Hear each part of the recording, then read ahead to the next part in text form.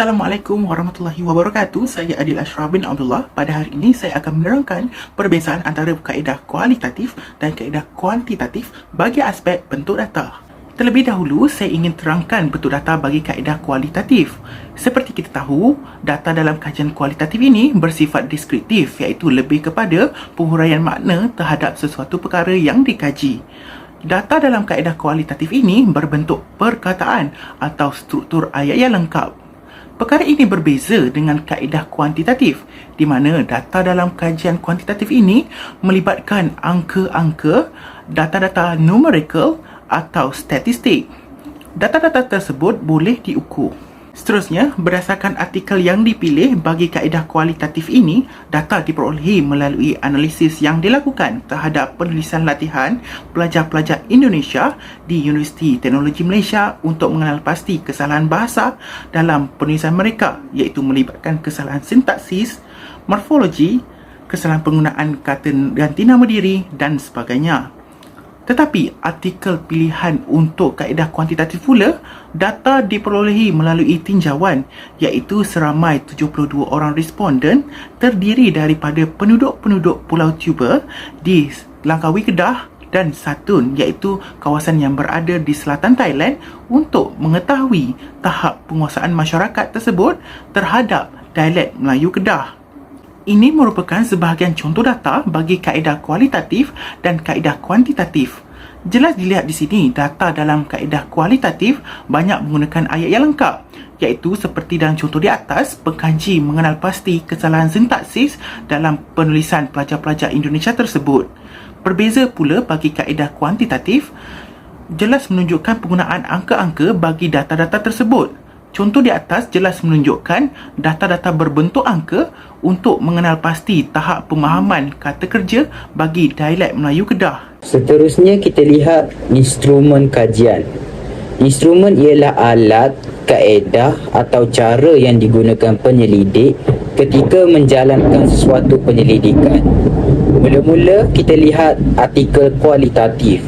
Artikel ini menggunakan kaedah kajian kualitatif analisis dokumen. Dokumen yang digunakan ialah kerja penulisan latihan pelajar. Selain itu, pengkaji juga menggunakan instrumen temu bual. Penyelidik pergi sendiri berjumpa informan secara langsung untuk menanyakan soalan, dan maklum balas informan bebas dan tidak terhad. Seterusnya, kita beralih pula kepada instrumen bagi artikel kuantitatif. Kajian ini menggunakan beberapa instrumen kajian seperti kajian lapangan, soal selidik dan temu bual berstruktur. Bagi kajian lapangan, pengkaji mengkaji kawasan Pulau Tuba dan daerah Sutun, Thailand, kerana kedua-dua kawasan ini mempunyai dialek Melayu Kedah yang hampir sama. Instrumen soal selidik pula, pengkaji menyediakan dua bahagian, iaitu bahagian A yang berkaitan dengan latar belakang informan, manakala bahagian B pula lebih terarah kepada tahap pemahaman informan terhadap leksikal dialek Melayu Kedah. Dalam kajian kuantitatif ini juga mengandungi instrumen temu bual. Temu bual yang dilakukan pengkaji ialah temu bual berstruktur. Temu bual berstruktur di sini merujuk kepada temu bual yang dirancang, yang mana daftar katanya disusun sebelum proses temu bual dilakukan. Perkara ini menjadikan pertanyaan tersebut lebih terfokus sehingga data yang diperoleh tidak terkeluar daripada skop kajian. Yang mana maklumat yang diperoleh daripada temu bual ini hanya untuk menyokong data soal selidik sahaja dan tidak mempengaruhi data kajian. Seterusnya adalah peserta kajian. Untuk kaedah kualitatif, maklumat kajian diperoleh secara analisis teks, esei hasil penulisan latihan yang dilakukan atau dihasilkan oleh pelajar Indonesia. Hal ini kerana dalam kajian ini, pengkaji ingin mengenal pasti kelemahan dan kesilapan dalam penulisan mereka. Selain itu, pelajar Indonesia yang telah mengikuti pengajian sekurang-kurangnya setahun, kerana bagi pendapat pengkaji, pelajar Indonesia yang telah mengikuti pengajian sekurang-kurangnya setahun, mereka telah mendapat gambaran dan pengalaman untuk menulis dalam bahasa Melayu. Untuk kaedah kuantitatif, peserta kajian terlibat dalam instrumen soal selidik. Penyelidik memerlukan penutur natif dialek Melayu Kedah sebagai informan. Golongan umur dan tempoh masa tinggal di kampung tersebut adalah untuk membezakan tahap pengetahuan dan pemahaman dialek Melayu Kedah. Pemilihan informan juga berdasarkan tahap pendidikan informan yang turut memainkan peranan yang penting dalam ciri-ciri pemilihan informan. Dalam pendapat pengkaji, menganggap penduduk yang mendapat pendidikan di peringkat sekolah rendah atau tidak bersekolah sangat menepati kriteria untuk dijadikan sebagai informan asalkan informan tersebut tidak buta huruf. Saya akan membentangkan mengenai sampel kajian di mana dalam kajian yang menggunakan pendekatan kualitatif, data-data yang dikumpul adalah berskala kecil dan lebih spesifik di mana pengkaji telah melakukan analisis terhadap penulisan karangan pelajar-pelajar Indonesia. Dapatan kajian dalam kajian tersebut mendapati bahawa pelajar-pelajar Indonesia ini banyak melakukan kesalahan tata bahasa terutamanya dari aspek sintaksis, semantik, morfologi dan sebagainya. Terdapat juga temu bual yang dilakukan dalam kajian kualitatif ini, tetapi temu bual ini dilakukan bersama guru-guru yang terlibat dalam pengajaran bahasa Indonesia, tetapi temu bual ini hanyalah untuk menyokong hasil analisis daripada penulisan karangan pelajar Indonesia itu sahaja. Seterusnya, bagi kajian yang menggunakan pendekatan kuantitatif pula, data yang dikumpulkan adalah berskala besar di mana seramai 72 orang responden telah dipilih, iaitu terdiri daripada 33 orang lelaki dan 39 orang perempuan. Kaedah yang digunakan ialah kaedah soal selidik di mana pengkaji mengedarkan borang soal selidik kepada 72 orang responden.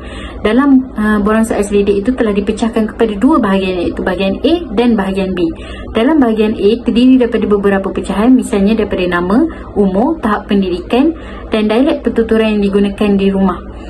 Bagi bahagian B pula adalah bahagian yang menganalisis tahap pengukuran pemahaman terhadap leksikal, iaitu sebanyak 10 leksikal, iaitu 5 leksikal melibatkan kata kerja yang menggunakan tangan dan 5 kata kerja yang tidak melibatkan penggunaan tangan. Hasil daripada kajian mendapati bahawa informan yang bersekolah pada tahap sekolah rendah atau tidak bersekolah menunjukkan jumlah yang paling tinggi kefahamannya terhadap leksikal dialek Melayu Kedah. Ini adalah kerana mereka yang informan yang bersekolah pada tahap sekolah rendah atau tidak bersekolah ini lebih cenderung menggunakan leksikal dialek Melayu Kedah yang telah disenaraikan tadi dalam kehidupan seharian mereka. Oleh itu sahaja daripada saya. Terima kasih. 211450 Siti Masya binti Muhammad Daud. Saya akan menguraikan bahagian tujuan penyelidikan. Tujuan penyelidikan dalam kedua-dua artikel kualitatif dan juga kuantitatif tertumpu kepada bahagian objektif, iaitu dalam artikel kualitatif, kesalahan tata bahasa Melayu dalam penulisan karangan pelajar. Pengkaji telah mengemukakan dua objektif, iaitu mengenal pasti kesalahan bahasa dari segi morfologi, sintaksis dan juga semantik. Objektif keduanya ialah menghuraikan faktor-faktor kesalahan bahasa yang dilakukan oleh pelajar. Manakala dalam artikel kuantitatif pula, iaitu tahap pemahaman leksikal kata kerja dialek Melayu Kedah di Pulau Toba dan Santun.